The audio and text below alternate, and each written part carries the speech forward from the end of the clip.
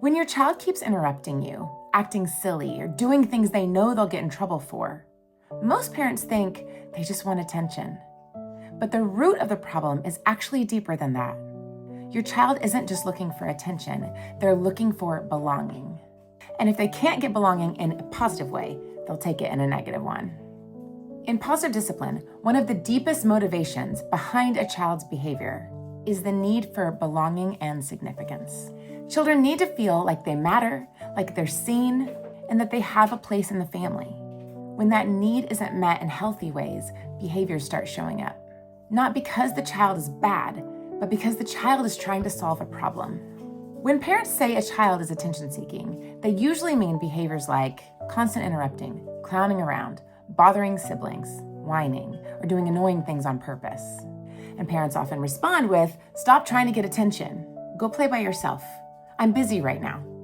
But from the child's perspective, something else is happening. They're thinking something more like, "Do I matter here? Do people notice me? Do I belong in this family?" Children are wired to look for signals that say they matter. And if the quickest way to get that signal is a misbehavior, they'll use it. Here's something important parents often miss. Negative attention still meets the need for belonging. Think about it from the child's perspective. If they interrupt you and you say, "Stop interrupting," what just happened? You looked at them, you spoke to them, you engaged with them. They received connection. It might not be positive, but it still tells the brain, "I exist. Someone noticed me." That's why kids will repeat behaviors that annoy adults, because even frustrated attention feels better than being invisible. Parents often say, "My child behaves great everywhere else, but at home they're crazy." There's a reason for that. Home is where the children feel safe enough to test belonging. School has rules, friends have social pressures, but at home, kids are constantly checking. Am I accepted here? Do I still matter here? So the belonging test shows up through behavior. Interrupting, clinginess, silliness, arguing. It's not random, it's a signal. There are a few really common patterns that actually increase attention-seeking behavior. Kids only get attention when they misbehave. If the majority of parent attention happens when something is wrong, the brain learns misbehavior equals connection. Kids are constantly corrected. Children need to feel useful. If they don't feel useful, they look for other ways to feel significant, even annoying ones. Instead of trying to eliminate attention-seeking, the goal is to try to meet the belonging need in healthier ways. A few practical things that help a lot. Give attention before behavior demands it.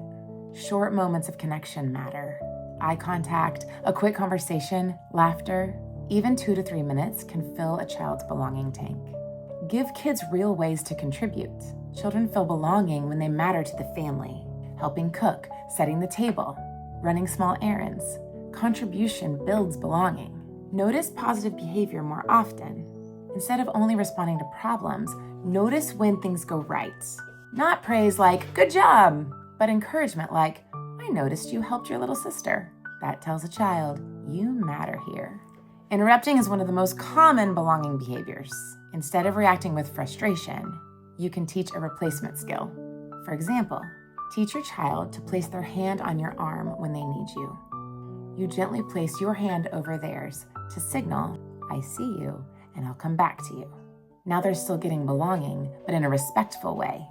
When you see attention-seeking behavior this week, try asking yourself a different question. Not, "How do I get this behavior to stop?" but rather, "How can I increase their sense of belonging?" Because when kids feel like they matter in the family, they stop trying so hard to prove it. If you're raising kids in that 4 to 12 range and are trying to build a calmer, more cooperative home, follow along, and I'll keep breaking down the real motivations behind all this behavior.